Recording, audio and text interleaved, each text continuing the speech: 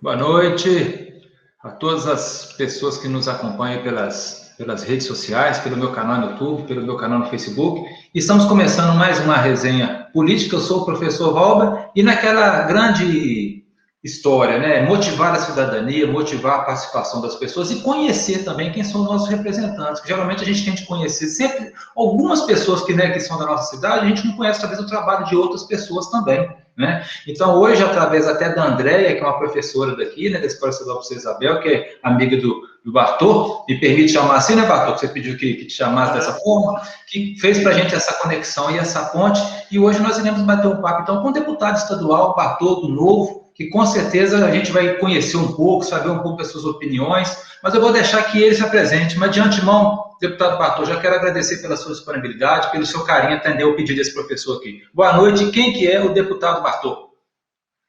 Val, primeiramente, eu que agradeço aí ter o convite, né? Mandar um abraço aqui para a Andréia, já de antemão, que foi interlocutora. Parabéns pela proposta aí de estar sempre levando a conscientização política para as pessoas e estimular esse tipo de conduta. Inclusive, eu estava numa reunião, vocês podem ver que eu estou no meio de uma sala aqui, que eu estou no meio de viagem, né? Fui ontem em Muriaé, hoje em Juiz de Fora de mais cedo, e agora estou em Ubá, então nós estamos numa série de encontros, vendo, inclusive, a situação da saúde, né? Tive em Santa Casa aqui de Juiz de Fora hoje, que está bem preocupante. Mas uma coisa que eu comentei aqui agora é o seguinte, que as pessoas realmente precisam entender que eles têm que vir para a política. E tem uma frase que está batendo muito na minha cabeça, eu li ela semana passada, e ela está batendo assim muito forte na minha cabeça, que é o seguinte: quando você compreender que políticos estão dispostos a matar para continuar no poder, você vai ver que a política realmente é uma guerra. E se você não acompanhar ela, você está de fora. Meu nome é Bernardo Bartolomeu. Até 31 anos de idade, eu simplesmente só preocupava com minha vida, né, viajar, meu currículo, meu profissional. Entrei em um grupo de estudos sobre o liberalismo, comecei a entender melhor a doutrina do liberalismo, onde o indivíduo é o centro de tudo, o indivíduo é quem produz riqueza, o indivíduo que é responsável pela sua vida, né? É sempre, tá tudo errado, mas eu tenho que olhar onde que eu estou errando para poder começar a mudança, né? E dali em diante eu comecei a ser realmente um pouco mais ativo na sociedade, preocupar mais em como ajudar a desenvolver a sociedade que é ao meu redor. E com isso foi fazendo um tanto de coisa ao ponto de, em 2018, nunca pensei em me candidatar. Sou do mercado financeiro, sou formado em Direito, formado em Economia, tenho pós-graduação por mercados de capitais, umas 3 pós-graduação, tenho mais 5 certificados financeiros. Então, eu sempre tenho uma carreira muito ali, já bem consolidada no mercado financeiro, por questão de alinhamento de mundos, né? A empresa que eu trabalhava foi comprada por um banco suíço, não aceitei a proposta, saí, fiquei um pouco perdido ali, e meu pai batutando ali para poder sair como candidato, porque via que muitos amigos admiravam a minha liderança, via que eu era muito ativo, sempre muito interessado em discutir as coisas, muito aguerrido também.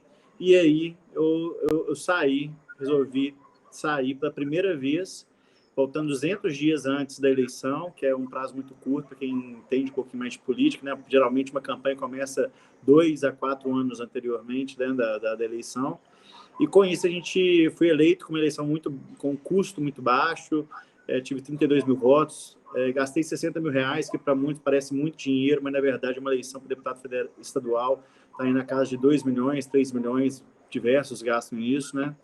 Então, assim, vimos com a proposta realmente de ser coerente com os valores, e isso, graças a Deus, eu bato, assim, tranquilamente, que sou muito coerente, todo mundo fala exatamente a mesma coisa. A única promessa que eu fiz na campanha, junto às pessoas, é que eu me manteria coerente, e as pessoas que votaram em mim estão bem satisfeitas aí com essa questão. Então, mais uma vez, aí, obrigado, viu, Valber, pelo convite. Muito bem. Aqui, quem quiser participar da nossa resenha, pode deixar também os comentários, né, as perguntas no chat. Talvez não dá tempo da gente comentar sobre todos, mas aí depois eu peço ao Bertô e à assessoria dele que olhe também nas redes sociais aí, né, e responda. E se alguém quiser também compartilhar agora a nossa live nas suas redes sociais também, né, sejamos bem-vindos. O deputado Bartô, a pergunta que eu faço primeiro é a seguinte: o deputado Bartô foi eleito pelo Novo, não é isso? E o Novo é da base, pelo menos partidariamente, do Zema, né? E nós temos uma outra linha aqui, no caso, né, para presidente aí, que é o Bolsonaro, que até então está sem partido, mas se elegeu pelo PSL.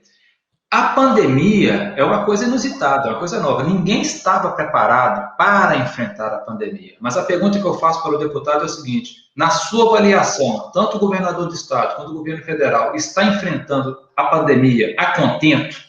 Está dando uma resposta satisfatória? Como que você vê esse enfrentamento aí, dessa pandemia, pelos governos?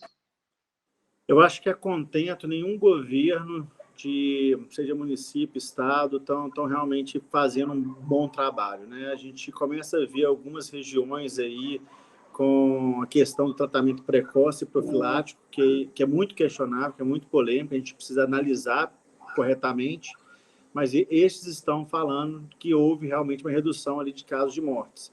Então, só toquei nesse assunto para realmente separar um pouquinho dessas cidades aí, para poder entender melhor, porque está ainda em polêmica, né? Tem até cidades aí que falaram que na verdade, os dados foram errados e tal. Então, tem muita polêmica ainda sobre isso. A gente precisa analisar, de fato, isso com calma.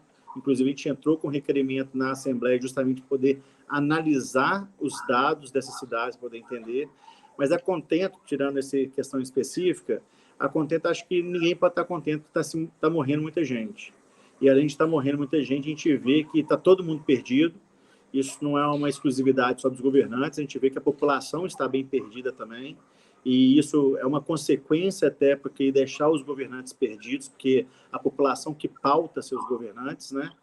Então, infelizmente, a gente está numa situação aí que a gente está esperando a vacina chegar para resolver.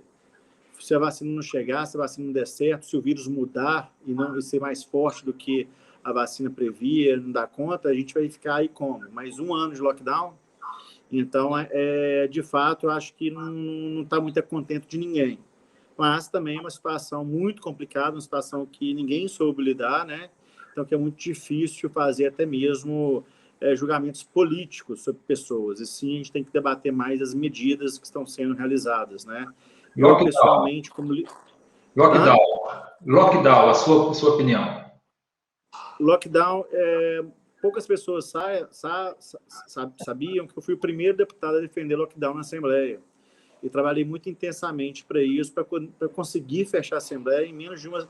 Quando apareci a primeira vez de máscara, muitos tirou um transtorno, falaram que eu estava levando pânico na Assembleia, mas em menos de uma semana a gente conseguiu fechar a Assembleia para dar o recado para Minas Gerais.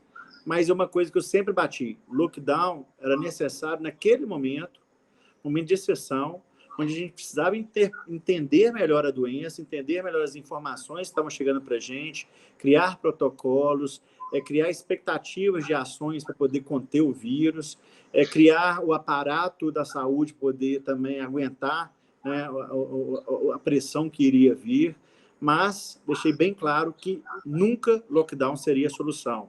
O ideal seria a gente entrar rápido, fazer o lockdown rápido para a gente poder sair rápido, né? Infelizmente, aí a gente perdeu uma coisa que eu sempre falo, e você vê como que a população também tem que se mostrar presente, né? A gente perdeu aí, durante o lockdown ali, logo no começo, eu lembro que a gente ficou 3 dias discutindo se o presidente deveria ou não apertar a mão durante a pandemia ali, né? Eu acho que uma autoridade máxima tem que dar o exemplo, mas independente se ele errou nisso ou não, a gente perder 3 dias com as mídias todas debatendo isso, os debates na mídia, a gente vê nas redes sociais também todo mundo questionando se podia, se não podia.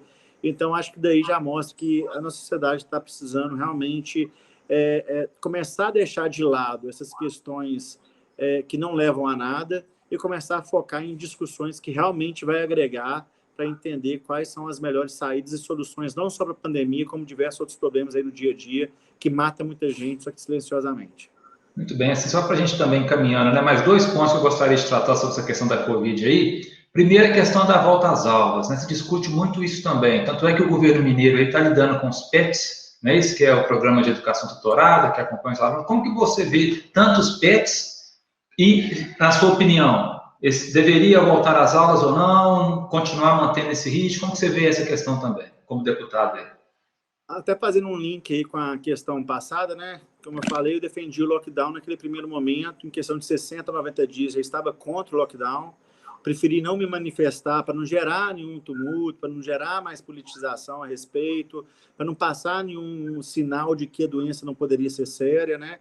e aí, por volta de 150 dias, eu já estava realmente bem ativo, mobilizando e questionando essas medidas de lockdown. E como estratégia, né, a questão de, primeiro, educação essa é a questão mais importante que a gente tem, é a educação, né, o que forma novos cidadãos que podem fazer realmente a diferença, né?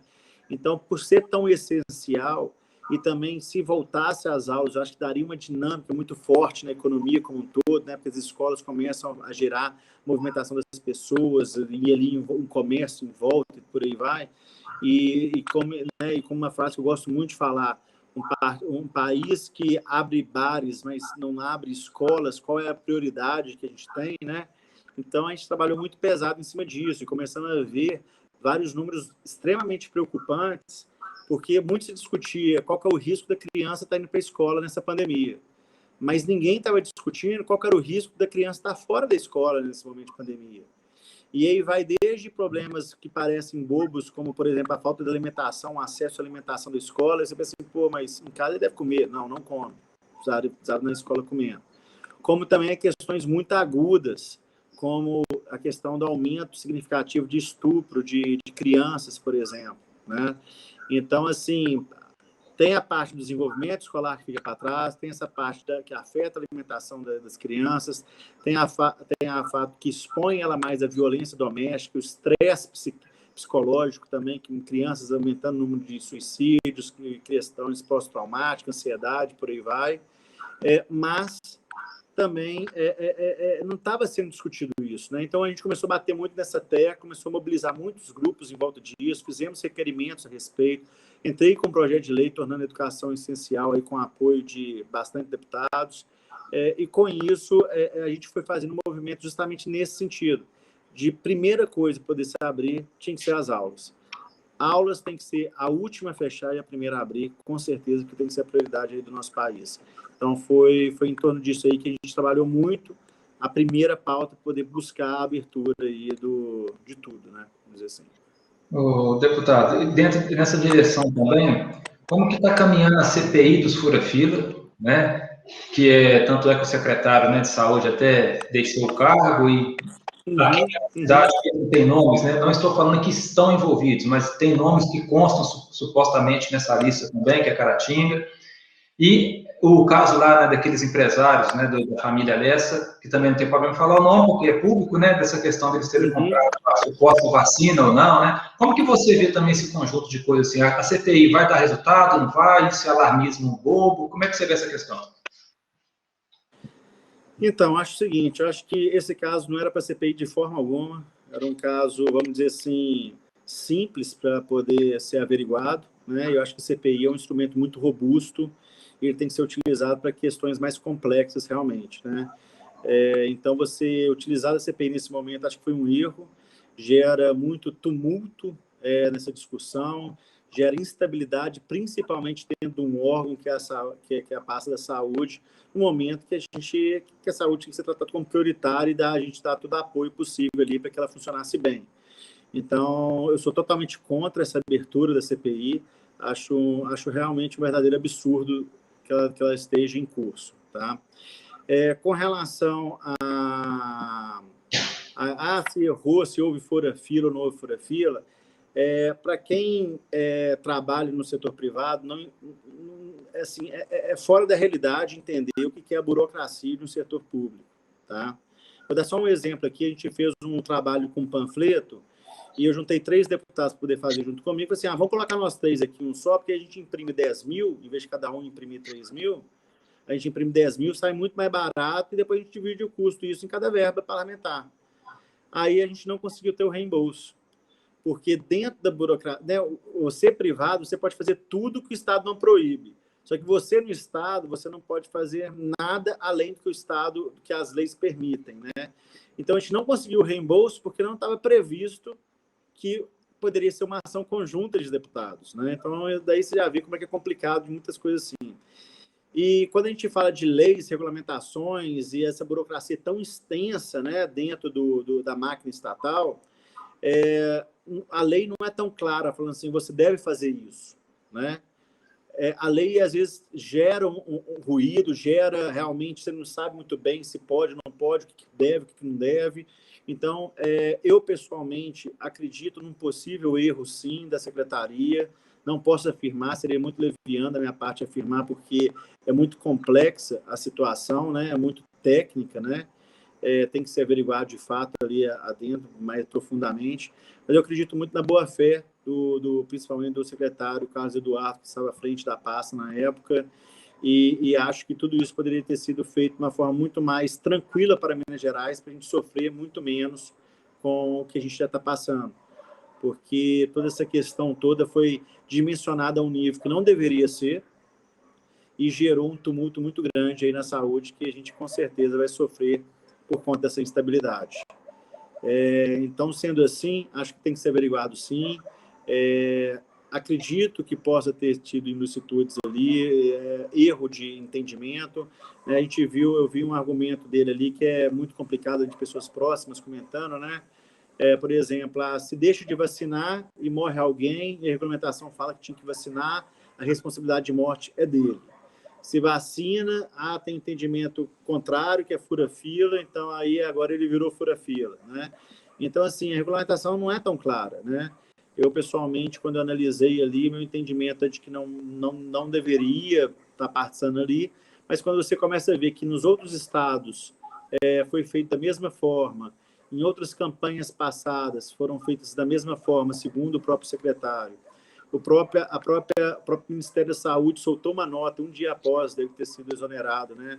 Falando que o procedimento ali, depois que fosse feito toda a questão de quem estava na linha de frente, a vacinação seria para gestão e regulação da saúde, ou seja, deixando bem claro que essas são secretarias. A gente vê como que nos próprios municípios estão sendo vacinadas pessoas, né? Ligadas à secretaria, esses órgãos. Então, assim, acho que, sinceramente, para mim, o que resume realmente é um erro, é um tiro no pé de Minas Gerais, e o que pode dar essa CPI a gente não sabe.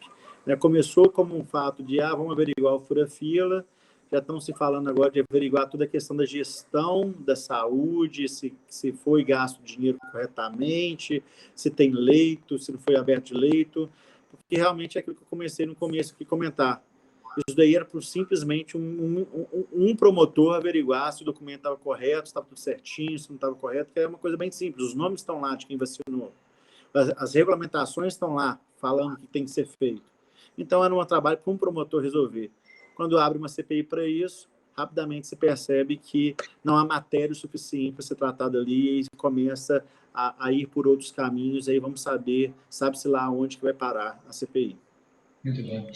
O deputado Bartô, tem uma palavrinha muito em voga hoje, que é o negacionismo, né? Fala o negacionismo da ciência. Na minha modesta opinião, só tem 520 anos que a gente é negacionista, porque o Brasil nunca valorizou a ciência, nunca valorizou a educação, isso aqui nunca valorizou nada.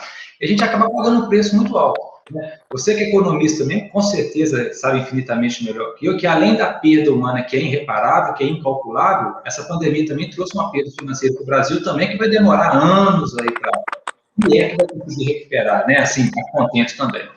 Aí você pega os BRICS, né? Os únicos países que não têm vacina ainda em produção, assim, né? São o Brasil e a África do Sul, né? Que a Rússia tem, a China tem, a Índia tem. Produção da vacina e tal. Eu estou fazendo esse comentário pelo seguinte: por que em Minas Gerais, que nós temos uma vacina que já tem andamento no FMG, em Viçosa também nós temos cientistas aqui, nós temos a Fundação Ezequiel Dias, por que o Brasil ainda insiste em andar atrasado nessa questão? Por que o Brasil não valoriza, né? Já vamos usar essa palavrinha da moda aí, o negacionismo, por que ele continua com perpetuado secularmente? Que dia a gente vai conseguir cortar essa corrente? Que dia que a gente vai conseguir, na sua opinião? Ou você acha que isso também não é a nossa geração que vai ver? Olha, eu vou te falar a verdade, eu sempre coloco muita culpa no povo, porque realmente, para mim, todo poder emana do povo, a demanda parte do povo, as discussões partem do povo, e muito acontece assim. Para te dar até um exemplo, eu lembro muito bem que há uns 6 anos atrás, 7 anos atrás, eu estava lendo a questão de que a Coreia do Norte investiu muito na educação e tal, que foi o salto que ela deu, isso e aquilo. Só que quando eu fui estudar mais sobre o caso, a gente viu como que as famílias aumentaram muito seus investimentos com a educação dos seus filhos, né? Que isso daí que foi fundamental. A família interessada em saber se o filho está indo para a escola, que tipo de escola que está indo, acompanhando, pondo dinheiro. Então, você põe dinheiro. É o que eu falo com meu filho, eu te pago uma escola, não é à toa, então você tem que aprender lá, entendeu? Senão coloca numa escola sem qualidade aqui, mais barata, ou então vai para o setor público, sei lá, enfim. Então, se você está pagando, investindo alto, você cobra mais, você está mais interessado naquilo, né? E aí, no mesmo dia, eu li uma notícia no estado de Minas falando que as famílias mineiras gastavam mais em moda do que educação. Ou seja, preocupam mais em comprar acessórios, blusas, botas, calça jeans, do que investir em educação. Então, enquanto o povo continua com essa mentalidade, a gente não chega em lugar nenhum. Né? A verdade, para mim, eu acho que é sempre nesse sentido. Tá? Com relação ao desenvolvimento aqui do próprio FUNED aí na questão da desenvolvimento de vacina e criação, né? Eu acho que isso daí é um retrato de todo o Brasil. A gente não consegue nem entregar o básico direito, né? Que é educação, saúde e segurança, quanto mais pesquisas de qualidade e... Não estou falando nem que os pesquisadores não são bons, não. Estou falando que o Estado não é capaz de entregar. Né? Seja por ineficiência, seja por burocracia, seja por interesse, seja por egos, seja por politicagem, o que seja, mas ele não é capaz de entregar e é um retrato de tudo que está acontecendo. Eu, pessoalmente, mandei emendas para a FUNED, já tinha mandado, né, eu com a preocupação aí com o setor da saúde, no primeiro ano de mandato, eu mandei cerca de 70% de todas as minhas emendas disponíveis para a saúde, já tinha mandado recursos para a FUNED, justamente para esse campo aí da vacina, que é onde tem os cuidados com os cavalos, né, que tira o soro e tal, etc. Quando houve os primeiros surtos de Covid, a gente conseguiu remanejar algumas emendas e foi, de novo, mandei lá para a FUNED para poder ajudar na compra de insumos, já poder preparar estudos e por aí vai, questão de vacina. Mas, infelizmente, o Brasil não chegou aí com uma vacina, não chegou a apresentar uma vacina, né? Que é assim, né? A gente, né, infelizmente, não apresentou, né? Então, acho que ficou respondido, né? Isso aí. Aqui, vamos tocar agora alguns assuntos assim de cunho agora político, saindo um pouco, né, dessa questão da Covid e da vacina. Outro também, um tema bem polêmico, está de respeito à questão da imunidade parlamentar, né, do caso, até assim, o que aflorou mais a discussão foi a questão do Daniel lá, né, da fala dele. Sim. O deputado Bartô, como que você vê essa questão da liberdade de expressão e da imunidade parlamentar? Qual que é o limite ou não tem que ter? Como que você vê isso? Tá, lembrando que liberdade de expressão que todo mundo tem, né? Todas as pessoas, todos os cidadãos têm. E ela nunca é plena, ela sempre esbarra em limites, né? Eu não posso, na minha liberdade de expressão, causar um dano a outra pessoa, através de uma injúria, calúnia, ou, enfim, né? Ou difamação. Então, esse daí é o limite legal da liberdade de expressão. Quando a gente vai para imunidade parlamentar, o assunto vai além do que seja a liberdade de expressão. Fala-se de imunidade para poder não cometer crime algum de fala. Ou seja, ele pode falar o que ele bem entende. Isso é absoluto também? Não, tem uma restrição. Qual que é a restrição? O Conselho de Ética da Casa Legislativa, que aquele parlamentar faz parte.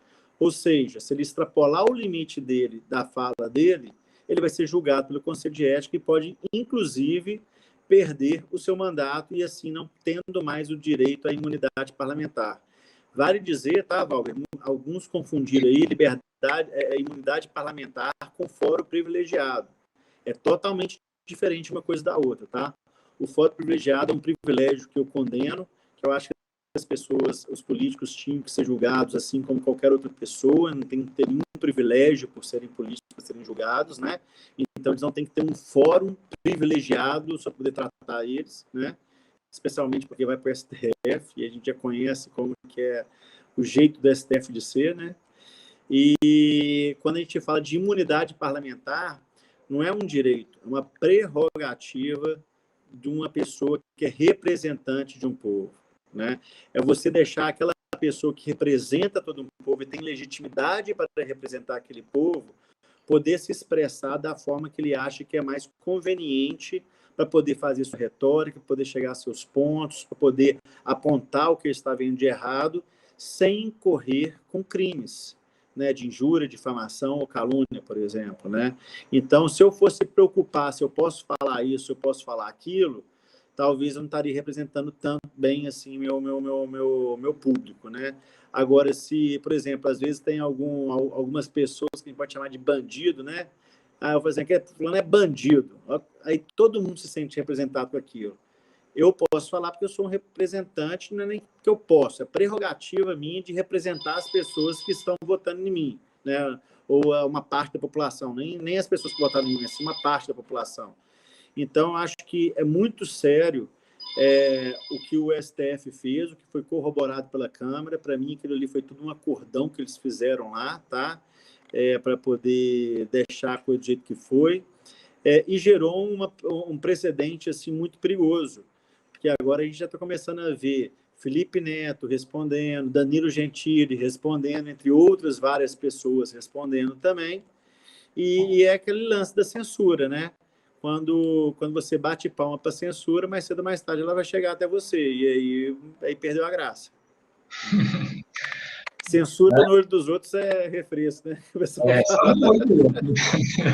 Aqui, deixa eu te fazer também, pegando carona na questão do Supremo, é o seguinte: dos três poderes, né, o poder legislativo é voto, né, de 4 em 4 anos se renova. O poder executivo é a mesma coisa. O poder legislativo, praticamente, é indicação. Juiz, né, tem a questão de concurso, mas tem outras fases ali também que, infelizmente, já não te dá aquela clareza como deveria, objetivo da coisa, né? Agora, desembargadoria, né, a questão dos ministros, já é tudo indicação. Uma das formas, talvez, de acabar com isso também, seria reverter esse processo ou criar um processo diferente também para as pessoas ocuparem esses cargos, que não seja por indicação. Como que você vê isso? Com certeza, eu acho que todo o processo de recall, ou seja, todo o processo de que você colocou uma pessoa no poder, você tem um processo para poder retirá-la mais fácil, é importante, assim como também você tem uma progressão na carreira ali, para poder gerar uma meritocracia da pessoa que vai estar chegando lá no mais alto cargo, em vez de ser indicações políticas, né? Porque agora mesmo a gente teve um julgamento aí no STF, declarando o juiz Moro como parcial, né? E aí o engraçado é o seguinte, é aquilo que eu até postei no meu Twitter. No Brasil é engraçado as coisas, como é que funcionam. Um juiz extremamente premiado, extremamente competente, foi indicado como parcial por um ministro que foi indicado pelo réu e que nem juiz é, né? Então, assim, daí a gente já vê que tem muita coisa errada. Não estou nem querendo discutir aqui se o Moro passou devidamente os processos que deveriam ter sido seguidos para poder observar ou não, mas a questão de que, se nós estamos falando de parcialidade, deveria começar, então, a tirar por suspeição os ministros que foram advogados de partidos, que foram amigos pessoais de outros políticos, que frequentam a casa de outros políticos, que foram indicados por outros políticos, né, poder julgar seus casos, né? Porque isso daí realmente, se não é uma suspeição, meu amigo, eu não sei o que seja. Deputado, e a prisão na segunda instância, como você vê? Como é que é? Em segunda instância, como você vê essa questão? Prisão de segunda instância, para mim, é uma das medidas mais necessárias que a gente precisa para a gente colocar os políticos atrás, os políticos que estão aí, não só os políticos, mas todos os poderosos, né? Pessoas que têm influência aí junto a órgãos superiores, passar um mau bocado na cadeia, ao ponto de, inclusive, pressioná-los para que dê mais informação, para poder colocar mais pessoas ruins na cadeia e por aí vai. E para você ver como é que é a situação, na OCDE, o Brasil é o único país que não tem prisão depois da segunda instância, né? Vários países a prisão acontece logo na primeira instância, é muito comum, inclusive, isso, mas na segunda instância já é quase todos, e quando você vem para o Brasil, no OCDE, você já percebe que ele tá fora da regra. E é aquilo. Isso daí o pessoal, vejo muitos juristas falando, não, mas tem que respeitar, porque não sei o que isso, que aquilo e tal, etc. É só você parar para ver. Quem tem condição de fazer um recurso para uma turma de terceira instância, né, das instâncias superiores, né? Quem tem condição? Qual que é o custo? Não só de cada peça que você entra, mas também do advogado que você paga, né? como que funciona lá, né? Porque realmente o STF, né, quando a gente se refere ao STF, é claro que a gente não está se referindo à instituição do STF, sim aos ministros que ocupam e representam o STF hoje, né? Envolvidos em tantas questões aí que em um ano tem um entendimento, passa um ano, toca o réu, o entendimento é outro. De repente, solta um traficante que o advogado tem uma relação próxima a um ministro.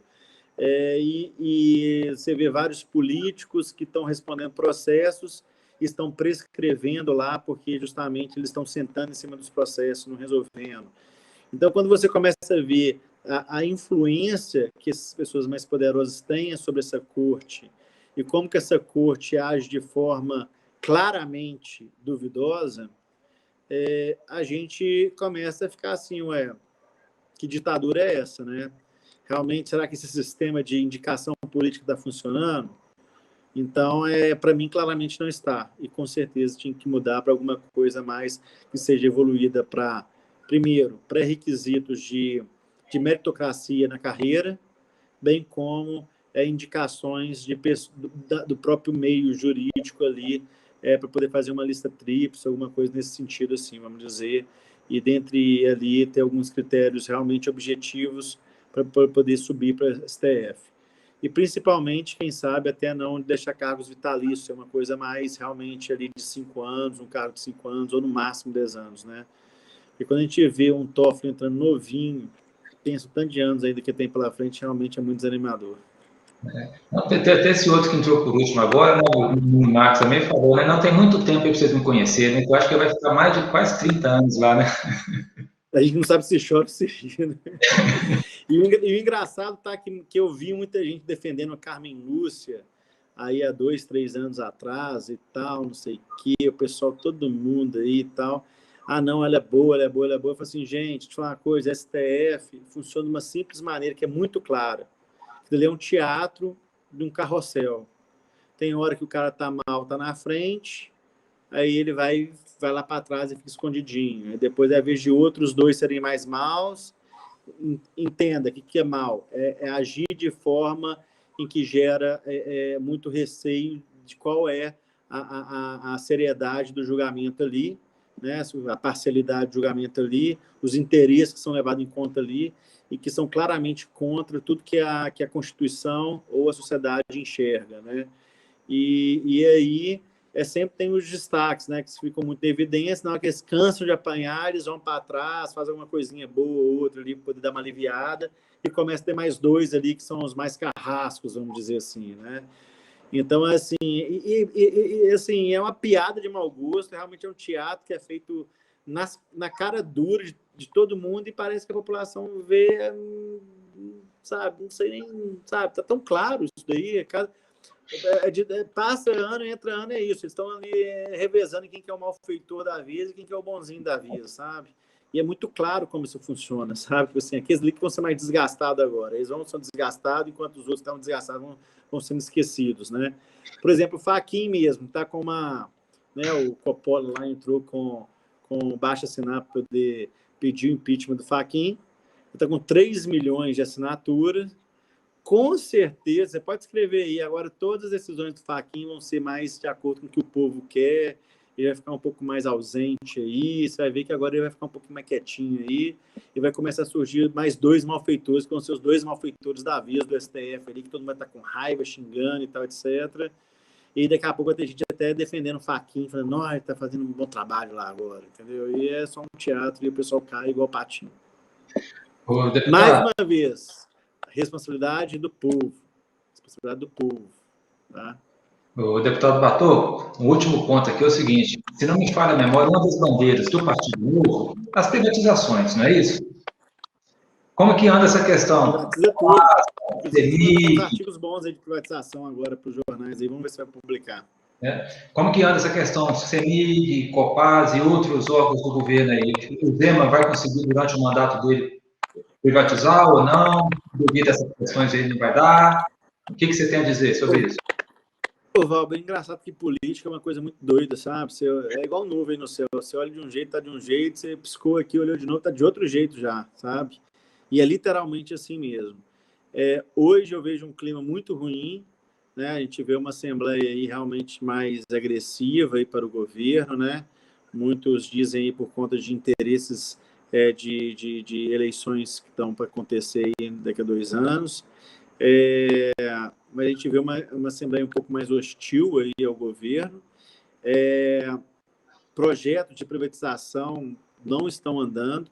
Um muito simples, que seria a Codeminas aí, Codenge, que o povo mineiro não conhece, desconhece, não entende nem para que serve, seria muito mais tranquilo de poder privatizar, não estão andando.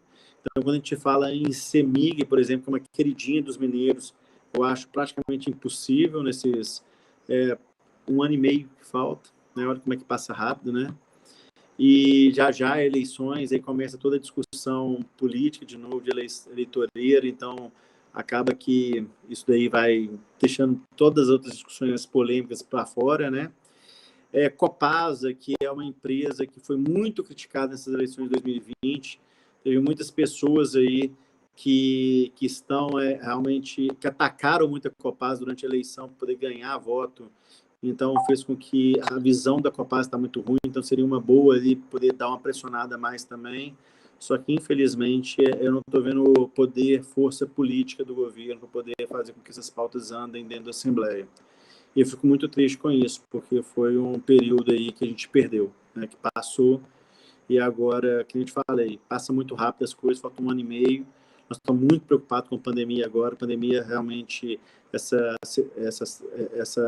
cepa nova é muito agressiva, então a gente tem que tomar muito cuidado, está gerando muita discussão a respeito disso, deixando todas as outras mais marginais, né? A Assembleia hoje está fechada, não está passando nada em nenhuma comissão, então os projetos de leis para poder andar normalmente não andam, somente projetos de leis em caráter de urgência, decretado pela própria mesa, né? Então tem que ser um acordo de líderes ali para eles poderem entrar em pauta.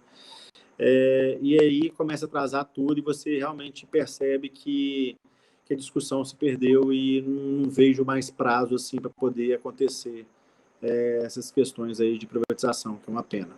Muito bem.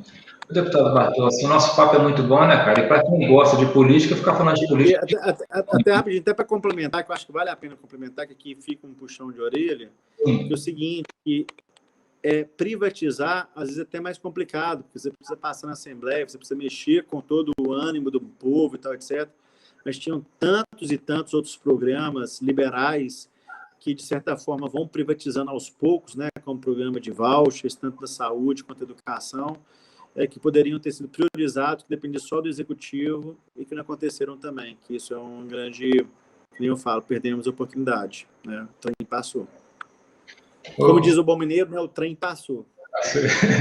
Ô, Bartô, a gente pegar aqui, né, nossos finalmente, mensagem que você deixaria aqui, né, para a população de Caratinga, da nossa região aqui, e peço que, assim, que trabalhos que o deputado tem desenvolvido, que trabalhos que o deputado tem lutado aí na Assembleia para tentar serem aprovados, né, para benefícios dos mineiros, para poder a gente fechar esse nosso bate-papo hoje. Desculpa, tá falhando o som, Valber, tá picando o som, eu não sei se é o meu celular, se é o seu microfone. Eu perguntei o seguinte, né, quais os trabalhos que o deputado tem feito na Assembleia que venha projetos, assim, eu gostaria que com essa você já finalizasse também, né, no caso, né, deixar sua mensagem para a nossa população de Caratinga. Ô, Valber, uma coisa que eu falo muito com o pessoal, que parece loucura mesmo, nossa sensação de tempo e espaço acaba. Eu não consigo mais, assim, uma coisa que eu fiz há 3, 4 dias atrás, parece que foi 1 mês atrás. Né? A correria é muito grande, é muita coisa que a gente faz, então eu fico, assim, até meio assim, nossa, se me perguntar o que eu fiz hoje, eu sei te falar, se me perguntar o que eu fiz ontem, eu ainda consigo te falar, se me perguntar o que eu fiz semana passada, eu não consigo te falar, sabe? Mas a gente e o que acontece que é engraçado, por exemplo, a gente entrou nessa frente aí pela educação, né, como essencial. E aí, devido a uma conversa de alinhamento a nível nacional dos mandatários do Novo, que estão aí muito nessa pegada, e assim, vamos juntar o trabalho que cada um fez para poder mostrar e para a gente ver o que pode ser feito, para a gente começar uma união aí para poder realmente bater nisso. Aí veio essa cepa nova, atrapalhou essa discussão, o foco virou pandemia novamente, né? Mas o gabinete fez um belo trabalho ali, poder juntar todo o movimento que eu fiz a respeito disso. Quando levantou, a gente mesmo do gabinete ficou muito impressionado. Porque o trabalho é muito extenso, é muito requerimento, projeto de lei, reuniões, manifestações, né? Então, assim, ali mesmo a gente fica chocado em ver o tanto que a gente produz. E aí até uma frase que eu falei assim, ó, e aqui, pessoal, isso daqui, porque realmente todo mundo fica, nossa, gente, sabe, na hora que pega modernizando, nossa, foi muita coisa mesmo. Eu falei assim, ó, gente, só um detalhe, tá? Isso daqui foi só uma das causas que a gente abraçou. Porque a gente não ficou só nisso daqui, não, fora todas as outras. Então a gente começou a fazer um trabalho de começar a levantar causa por causa e qual que é o trabalho de cada causa e o que foi cada causa, né? Projetos de leis aí meus são todos na esteira aí do corte de burocracia, corte de privilégios, corte de impostos, né, que é a atuação aí que rege mais. Eu tive alguns projetos de leis aí em conjunto com outros deputados que passaram, e o meu toque foi sempre, né, corte de burocracia, né? Por exemplo, o Covid mesmo, que a gente fez um projeto da Assembleia toda, né, que a gente chamou de Covidão, o projeto Covidão, né, que entrou tudo quanto é deputado entrou num projeto só para poder passar de forma mais rápida e ágil. Entrou lá contribuições minhas do teletrabalho, desburocratização de vários sentidos, digitalização. Depois passou um projeto meu voltado exatamente para pesquisa, para tirar a questão, né, que era um projeto só meu mesmo, sozinho, né, não tem nenhum coautor comigo, que foi a questão de desburocratizar a parte digital ali, digitalizar procedimentos para tornar mais fácil e que os investimentos cheguem também a entidades privadas, não só das entidades públicas, para poder fazer as pesquisas. Enfim, tem uma série de coisas assim que a gente faz que é esquisito, viu, Val? Eu me sinto muito assim, para te falar a verdade. Se eu tivesse como ouvinte, eu falei assim, pô, parece que o cara está enrolando, não sabe responder direito, mas infelizmente é um trabalho tão grande, tão grande, tão grande, que assim, que para a gente demonstrar o que a gente está fazendo, é aquilo que eu te falei, a gente tem que fazer um plano de ação realmente agora, de começar a elencar tudo, já poder demonstrar de uma forma mais clara para as pessoas, mas graças a Deus, o que é importante mesmo, não é nem o que eu tenho para falar, e sim é o resultado aí que a gente vê das pessoas que estão muito satisfeitas com o meu trabalho, as pessoas todas que participam ali do dia a dia, que veem a nossa luta, veem como que a gente é muito dedicado. Às vezes, projeto de lei passar na Assembleia é o de menos, às vezes não, para mim, eu sempre repito isso, projeto de lei na Assembleia, o trabalho legislativo é o de menos, o trabalho de articulação, o trabalho de conscientização, de mobilização de pessoas, de fazer as coisas acontecer nos bastidores, é muito mais importante do que realmente uma lei ali ou outra que está passando ali, poder falar que é números, né? As minhas leis são muito complicadas de passar, são muito ideológicas, são muito firmes, são muito causam mudanças de fato ali, então acaba que há vários tipos de deputados, né, os mais ligados à esquerda ficam realmente um pouco mais né, um pouco mais resistentes a esses projetos, e a gente tem que ir trabalhando a paciência também com cada um, entender que a gente não é dono da verdade, que o deputado lá da esquerda tem a própria visão dele, a própria forma dele ver como funcionam as coisas, né? Então tem que, hoje em dia, ajeitando e cuidando, né? Eu estou num trabalho muito forte no final do ano, para poder passar o projeto da liberdade econômica, por exemplo, que faria com que, se o Estado não respeitasse os prazos impostos por ele mesmo para poder liberar qualquer tipo de liberação, autorização, alvará, o que seja, se não fizesse a tempo, seria em 60 dias, seria tacitamente aprovado, né? Então, acabaria que daria uma tranquilidade boa aí para... Mas tem ali os preceitos do livre mercado, os preceitos da boa-fé do empresário, né? E que realmente é muito triste que a gente vê que 98% da população paga pelos 2% mal intencionado. Então, por causa de 2% que fazem o sistema errado ali, você tem que criar regras que criam dificuldades para os outros 98%, né? E que acaba que esses 2% que são mal intencionados, eles vão passar por cima dessas regras também, eles sempre dão um jeitinho, né? São muito criativos. Mas, enfim, então, assim, não é... aquilo que eu te falei, acho que o melhor, né, não é o que eu posso falar, e sim que as pessoas que estão acompanhando meu trabalho podem falar. Então, se você está aí né, assistindo essa live, perguntar para os seus amigos, perguntar para o seu vínculo, quem que é o deputado Bartô, como é que é o trabalho dele, acho que essa pessoa pode falar mais sobre como está sendo meu trabalho do que eu mesmo, porque, como a gente fala, a gente está focado aqui em fazer tanta coisa, são 8h45 da noite aqui, estou em Ubar, indo para Belo Horizonte, quando acabar essa live, pegar 5 horas de estrada. Estava em Juiz de Fora hoje, numa rotina muito pesada, com várias reuniões, conversando de perto com pessoas, tocando elas, né? Porque acaba que a nossa palavra, como tem representatividade, as pessoas param para ouvir um pouquinho mais, e a gente toca sobre valores que são importantes ali para a gente compor, né, nossa forma de ser como um povo, né, construir uma nação.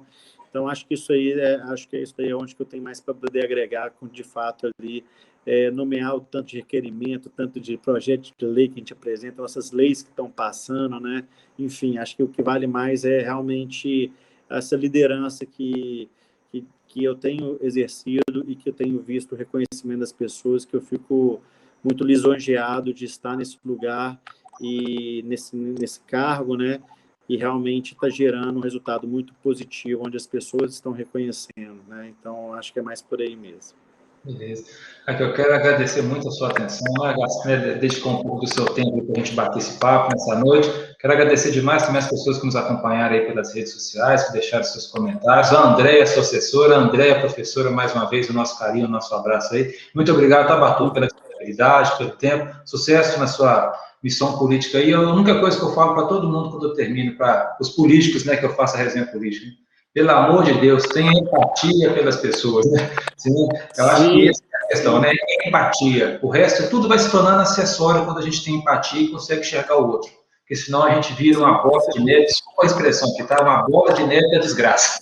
Né? Porque a gente passa a viver nesse mundo aí doido que está aí e achando que isso é normal. Gente morrendo de fome a toda hora. A gente fala muito da Covid, né? Mas todo dia muito mais gente de fome do que diz de Covid, né? Enfim, uma tristeza muito grande. Mas a luta não pode parar, né, Bartô?